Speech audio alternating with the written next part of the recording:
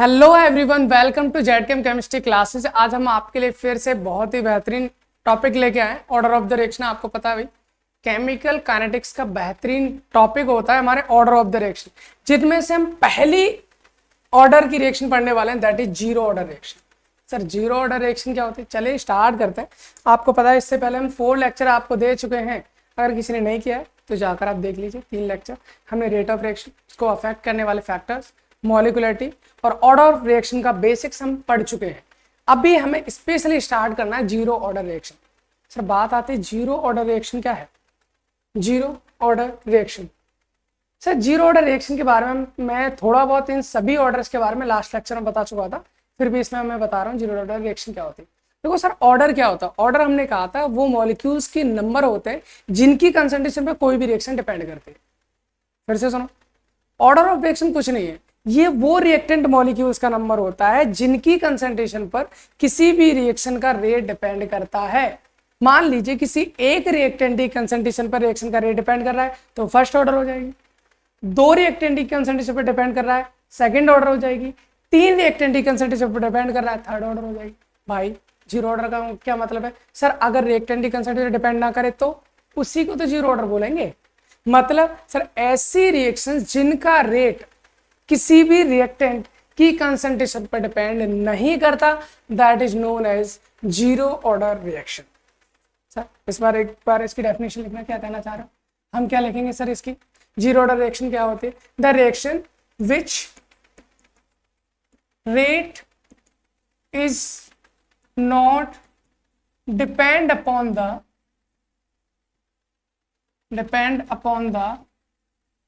concentration of any reactant। मतलब क्या है सर? ऐसी रिएक्शंस जिनका रेट किसी भी रिएक्टेंट की कंसंट्रेशन पर डिपेंड नहीं करता है, जीरो ऑर्डर रिएक्शन कहलाती है। सर अगर इन पर डिपेंड नहीं करता तो किस पर कर सकते? भाई देखिए सुनिए, आपका जो रेट है वो रिएक्टेंट की कंसंट्रेशन पर डिपेंड नहीं करेगा। हो सकता है हीट पर डिपेंड कर रहा हो सकता है लाइट पर डिपेंड कर रहा हो, सनलाइट रेडिएशंस, या फिर हो सकता है आपका किस पर डिपेंड कर रहा हो, कैटलिस्ट पर डिपेंड कर सकते। भाई ये डिपेंडेंस मैं पहले ही बता चुका हूँ सारी, कि किस पर क्या डिपेंड करेगा तो कौन सी रिएक्शन का रेट बढ़ेगा या घटेगा। Factors affecting the rate of reaction में सेकंड लेक्चर में आपको बता चुका हूँ। तो देखो, ऐसी रिएक्शन जो रिएक्टेंट की कंसंट्रेशन पर डिपेंड नहीं करती है लेकिन किस पर डिपेंड कर सकती है? हीट पर डिपेंड कर सकती है, लाइट पर डिपेंड करती है, किसी कैटलिस्ट पर डिपेंड कर सकती है ना। लेकिन आपका किस पर? रिएक्टेंट की कंसंट्रेशन पर डिपेंड नहीं करेंगी। कि रिएक्टेंट, मान लीजिए पहले मेरे पास रिएक्टेंट था, मैंने रिएक्शन कराना स्टार्ट किया, रिएक्शन का रेट हो रहा है आराम से, मैंने उस रिएक्टेंट की कंसंट्रेशन को डबल कर दिया, रिएक्टेंट की कंसंट्रेशन को मैंने डबल कर दिया, रेट पर कोई फर्क नहीं पड़ रहा।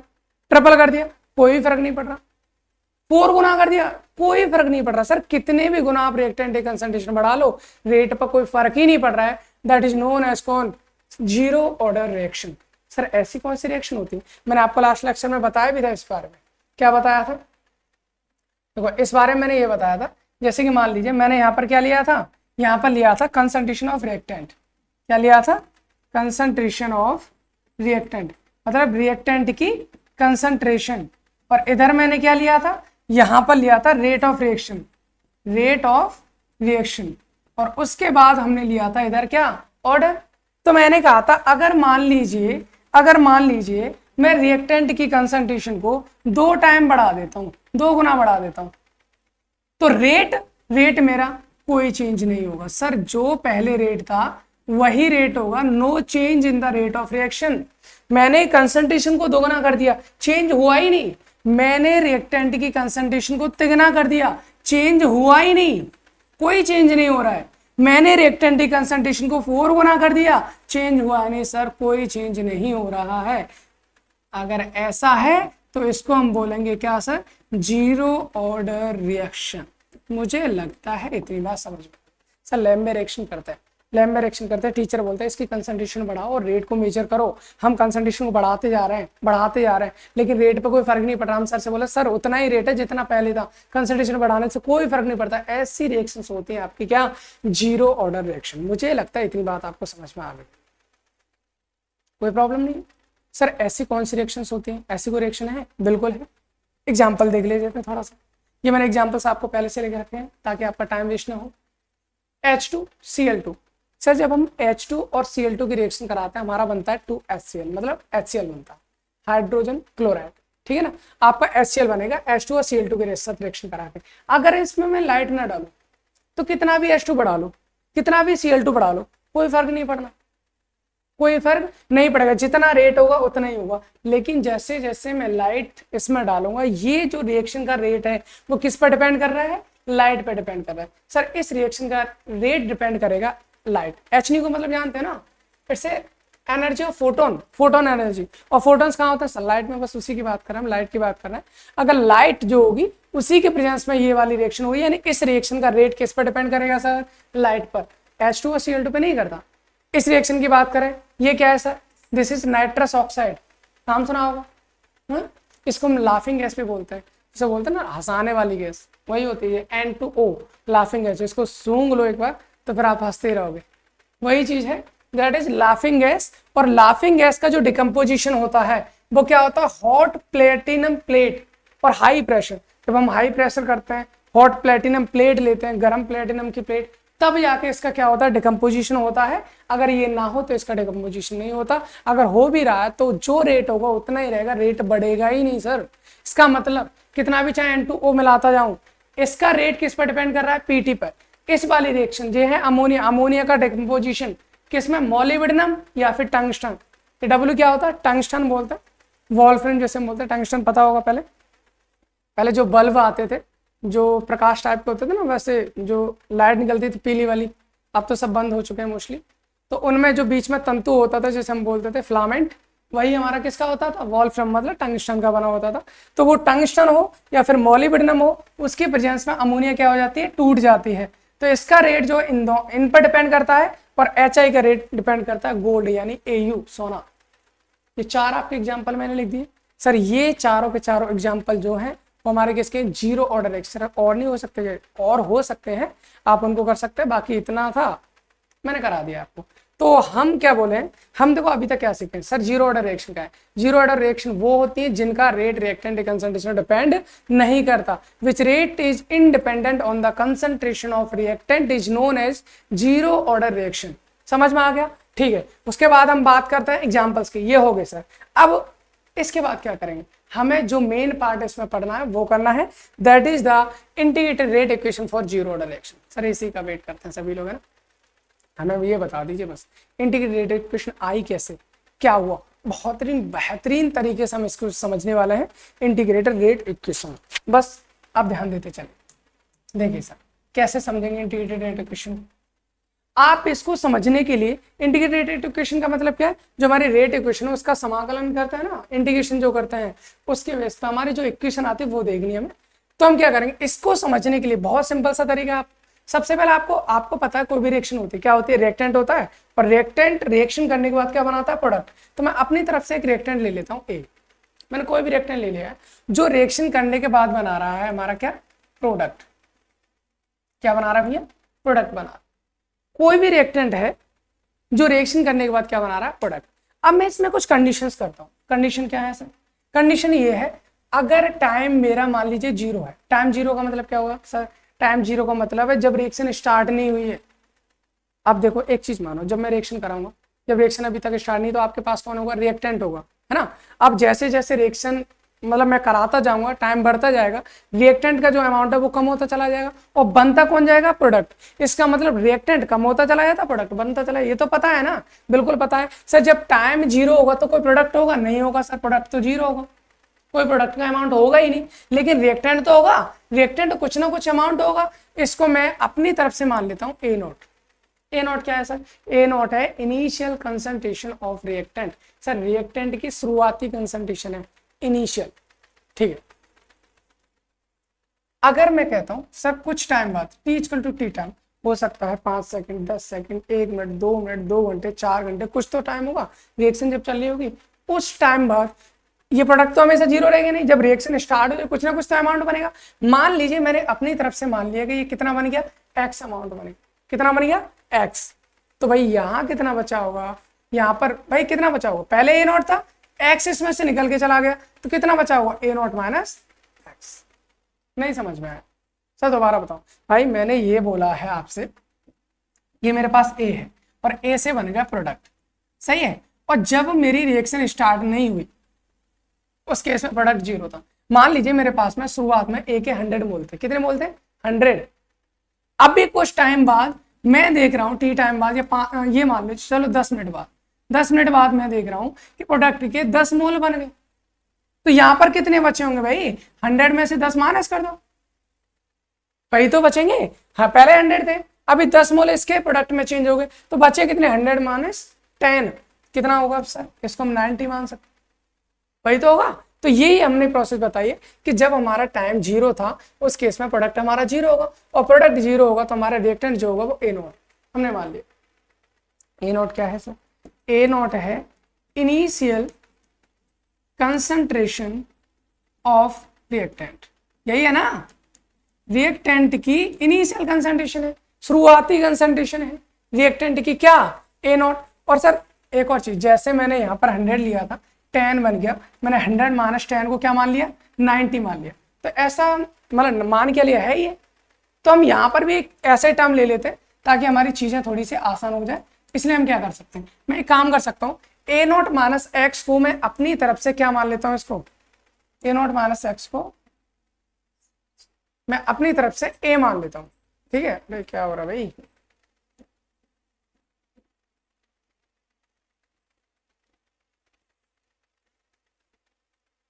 इसको मैंने क्या मान लिया भाई, ए मान लिया, ठीक है ना।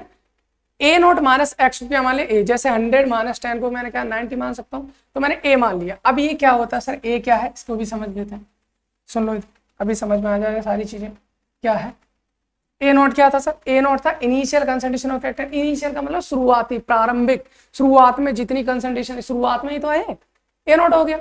अब क्या है हमारा ए, क्या है सर, ये है हमारी कंसंट्रेशन ऑफ रिएक्टेंट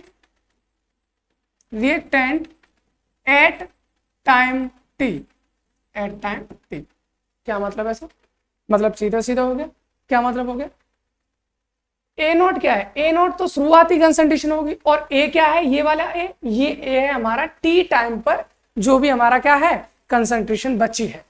मतलब जैसे हमने कहा था ना कि जैसे मेरे पास पहले 100 थे, है ना, जब रिएक्शन स्टार्ट नहीं हुई थी उसका आंसर 100 को हम मानेंगे ए नॉट। जैसे मैंने कहा सर 10 मिनट बाद मैंने देखा 20 मोल प्रोडक्ट के बन गए, तो यहाँ पर कितने बचेंगे 100 माइनस 20 मतलब 80 मोल। 80 मोल जो है दैट इज, ये क्या होता है 80 मोल, ये हमारा टी टाइम पर यानी 10 मिनट पर जो भी कंसंट्रेशन बची है। तो हमने ए को क्या मान लिया है सर, ए है हमारा concentration of reactant at time T, यानी टी टाइम पर रिएक्टेंट की कंसंट्रेशन है जब रिएक्शन स्टार्ट हो चुकी थी उसकी किसी भी टाइम पर हमने ले लिया, कोई भी टाइम। मुझे लगता है इतनी बात आपको समझ में आ जानी चाहिए और इसमें कोई प्रॉब्लम भी नहीं होनी चाहिए। बस हमने इतना कहा है टाइम 0 पर ए नॉट था, टाइम टी पर इसका प्रोडक्ट बन गया तो यहाँ पर ए नॉट माइनस एक्स बचेगा जिसको मैंने ए मान लिया, कोई दिक्कत नहीं, सही है sir.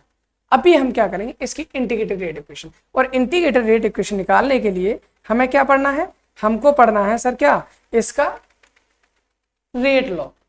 We know that according to rate law, भाई रेट लॉ के अकॉर्डिंग क्या होता है, रेट लॉ के अकॉर्डिंग ये होता है कि जो कंसंट्रेशन और जो रेट होता है हमारा, क्या चीज, rate is directly proportional to the concentration of reactant, concentration of reactant की पावर n।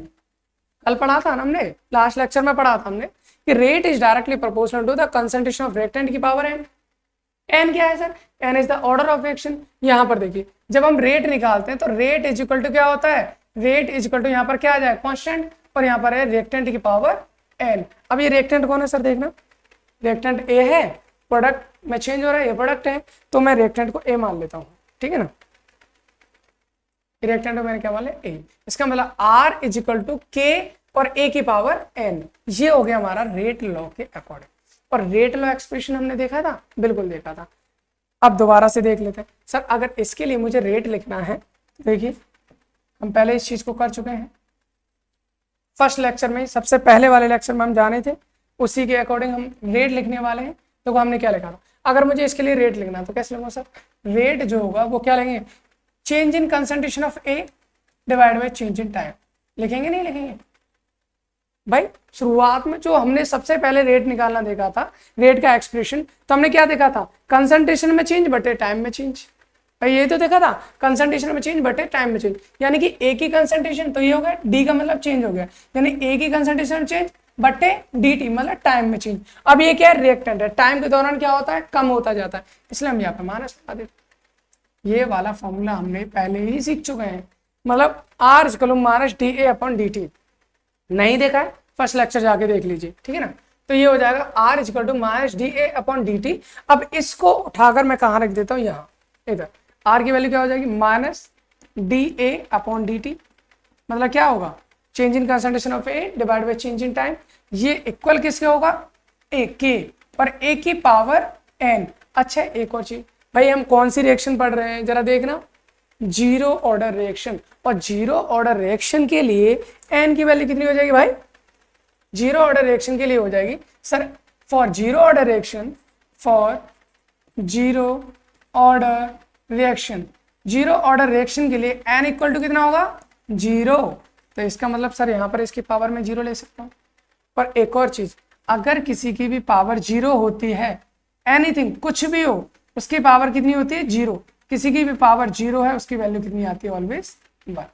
ये हम पहले ही बता चुके हैं, किसी की पावर अगर जीरो होती है उसकी वैल्यू कितनी आती है, 1 आती है। और इस चीज को अगर आपको फिर भी प्रॉब्लम आ रही है, तो बीएससी फर्स्ट सेम के लिए या फिर बाकी अदर जिसको भी केमिस्ट्री में मैथमेटिक्स की प्रॉब्लम है, मैंने अपने चैनल पर एक मैथमेटिकल कंसेप्ट फॉर केमिस्ट्री के नाम से एक प्लेलिस्ट बना रखी है, आप जाकर वहां पर चेक कर सकते हैं। इस टाइप की जो छोटी छोटी मैथमेटिक्स है वहां पर मैंने आपको पढ़ा रखा है, तो आप वहां जाके सीख सकते हो। अगर इन चीजों में प्रॉब्लम आती है कि सर ये कैसे हो गया, वो कैसे होगा, वो सारी चीजें, यानी केमिस्ट्री से रिलेटेड जितनी भी मैथमेटिक्स है जो आने वाली है, वो चल रही है अभी प्लेलिस्ट। अभी कुछ चीजें और रह गई जिन्हें मैं ऐड करता जा रहा हूँ। यहाँ देखिए, इसका मतलब सर ए नॉट की ए की पावर कितनी, जीरो होगी, इसकी वैल्यू तो 1 हो जाएगी, इसका मतलब ये हट जाएगा, क्या बचेगा sir, minus D A upon D T is equal to बचेगा के, क्योंकि इसकी वैल्यू कितनी हो जाएगी, 1। अब मैं एक काम कर सकता हूँ, क्या कर सकता हूँ सर, यहाँ से डी टी को साइड चेंज कर सकता हूँ, बिल्कुल कर सकता हूँ। तो ये हो जाएगा डी ए डिवाइड बाई के, और डी टी इधर पहुंच जाएगा डी टी। अब ये माइनस है, माइनस को भी इधर पहुंचा दे, माइनस हो गया, ये वैल्यू हो गई।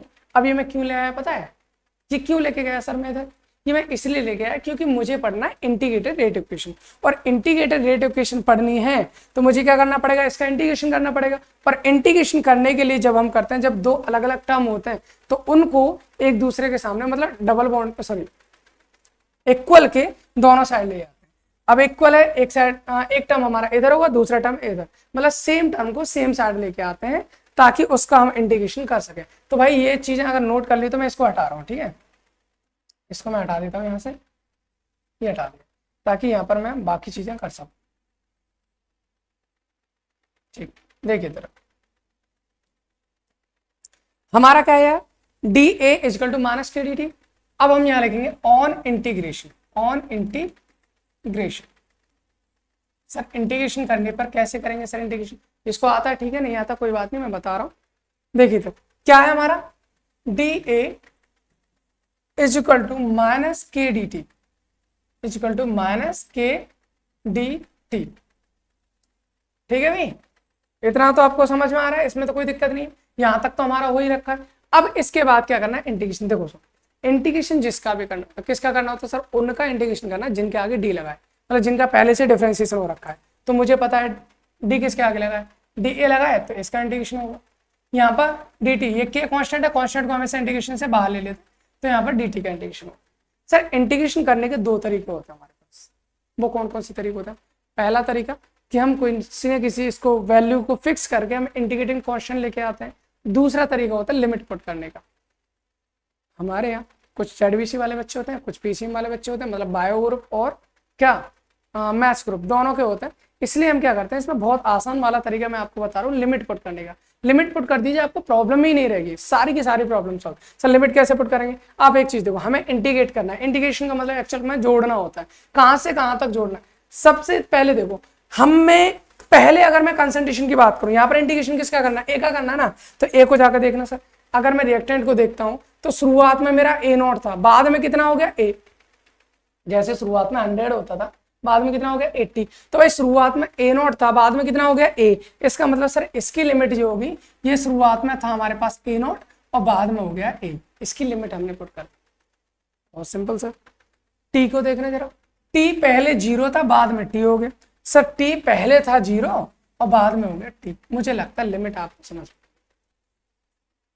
इनिशियल से फाइनल में जाना। पहले मेरा रिएक्टेंट था ए नॉट, बाद में हो गया रिएक्शन के दौरान ए। वैसे ही टाइम मेरा पहले 0 था, बाद में हो गया टी। तो ये मेरा हो गया, ये मेरी लिमिट पुट होगी। अब इसका करना है इंटीग्रेशन। तो देखो इंटीग्रेशन हम कैसे करते हैं, अगर आपको पता है तो बहुत अच्छी बात है, नहीं पता है तो एक फॉर्मूला लिख लीजिए इंटीग्रेशन का। अगर देखो यहाँ पर dx है और x की पावर n है, इसका हमें इंटीग्रेशन करना है, ठीक है। तो हमें करना क्या होता है, जो dx से पहले जिसका इंटीग्रेशन करने, जो x है ना, इसकी पावर कितनी है n, तो आपको लिखना है x की पावर n+1 डिवाइड बाई n+1। ये हमारा एक फॉर्मूला होता है, आप याद रख लीजिए इसे। इंटीग्रेशन x की power n dx equal to x की पावर n+1 डिवाइड बाई n+1। अब यहां पर देखिए, देखो इंटीग्रेशन क्या है। इंटीग्रेशन हमें करना है dA का और इधर करना है dt का। सर dA का करके देखना है, करके देखते हैं चलो, है ना। वैसे बहुत आसान है, आप डायरेक्ट बता दूंगा, कोई प्रॉब्लम नहीं। यहाँ पर क्या हमारा dA का हमें इंटीग्रेशन करना है। dA का इंटीग्रेशन, सर dA से पहले x की पावर तो कुछ ना कुछ होगी, इसका मतलब यहाँ पर a की पावर भी तो कुछ ना कुछ होगी। अब यहाँ पर a की पावर कुछ ना कुछ होनी चाहिए। अब इसका मतलब कुछ नहीं है वहां पर, यहाँ पर देखो कुछ है सर, कोई कुछ नहीं है, कोई टर्म है ही नहीं इसके आगे। इसका मतलब 1 है, और 1 क्या होती है, अभी अभी हमने बताया था कि अगर यहाँ पर मैं ये लिख दूं a नॉट की पावर 0, तो इसकी वैल्यू 1 ही तो हो जाएगी भाई। ये किसके बराबर हो जाएगा, ये बराबर हो जाएगा dA के, यही बराबर हो, क्योंकि इसकी वैल्यू तो 1 होती है। इसका मतलब ये हो गया सर, क्या हो गया कि यहाँ पर a नॉट की पावर 0 है, और x की पावर जितनी होती है उसमें पावर में 1 प्लस ऐड कर दीजिए। इसका मतलब इसका जब सॉल्यूशन करेंगे तो x की पावर कितनी थी, यहाँ पर x की पावर n है, तो उसमें एक जोड़ का डिवाइड बाई उतना ही कर देना है। तो यहाँ पर कितना है 0, तो हमें क्या करना है, a की पावर 0+1 डिवाइड बाई 0+1। यहाँ से कितना हो जाएगा, इसमें तो a की पावर 1 ही बचेगा, यहाँ पर कितना हो जाएगा 0+1 ही बचेगा। इसका मतलब a आ गया।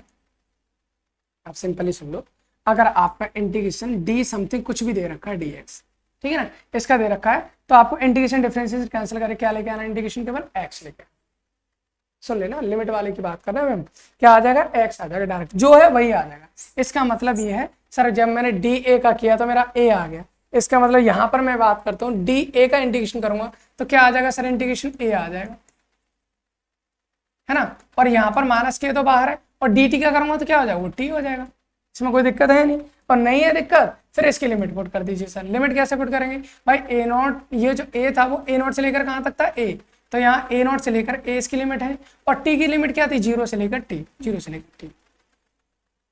कोई प्रॉब्लम नहीं सर, अगर आपको आता है मैथमेटिक्स बहुत अच्छी बात है, नहीं आता तो डायरेक्ट कर सकते हैं। dA का इंटीग्रेशन क्या हो जाएगा, a, और dt का इंटीग्रेशन हो जाएगा t।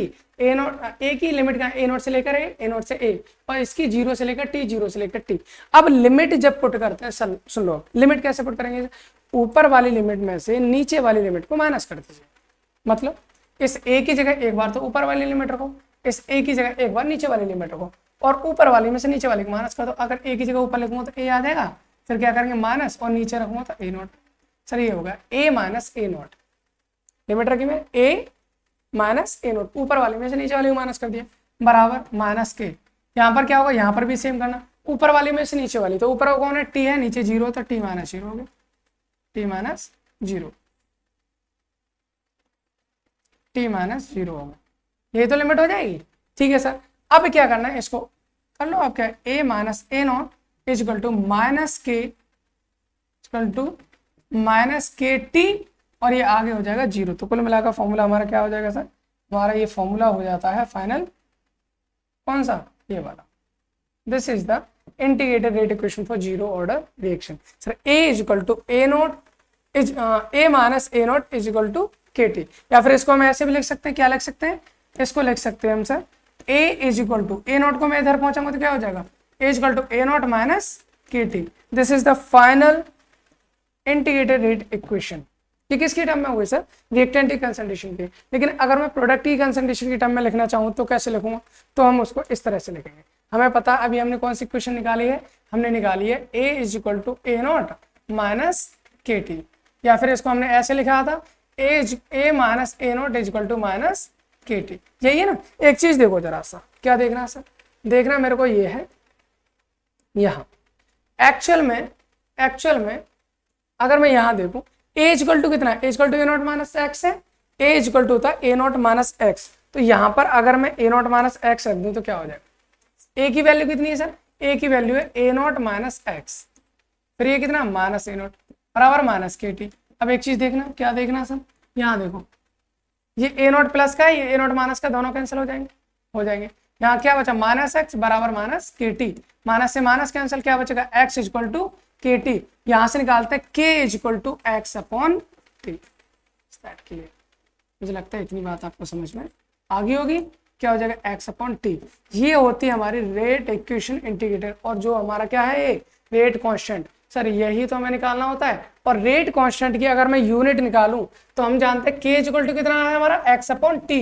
एक्स क्या है, एक्स इज ए कंसंट्रेशन, और कंसंट्रेशन यूनिट क्या होती है मोल लीटर इनवर्स, और टी क्या है टाइम की यूनिट क्या हो जाएगी सेकंड। इसका मतलब रेट कांस्टेंट की यूनिट क्या हो जाएगी, ये हो जाएगी हमारी mole litre inverse second inverse. ये हो गई हमारी क्या रेट कांस्टेंट की। अब दोबारा सुन लीजिए, जितना हमें करना था उतना हम कर चुके हैं। अब इसके लेक्चर अगले लेक्चर में जो करेंगे ना वो हम करेंगे जो जीरो ऑर्डर रिएक्शन, हमारी जीरो ऑर्डर रिएक्शन का टी हाफ क्या होता है। अगर 50% अगर हम उस रिएक्शन को करें तो उससे हमारा फॉर्मूला क्या बनेगा, 75% पर फॉर्मूला क्या बनेगा, 25% पर फॉर्मूला क्या बनेगा, 100% पर फॉर्मूला क्या बनेगा। यानी टी हाफ, टी 3/4 या 3/1/4, ये सारी चीज़ें हमें करनी है, और टी 100% भी पढ़ना है। वो सारी चीज़ें पढ़ने के बाद इससे रिलेटेड जितने भी ग्राफ होते हैं वो सारे हमें करने हैं इसके नेक्स्ट लेक्चर में, ठीक है ना।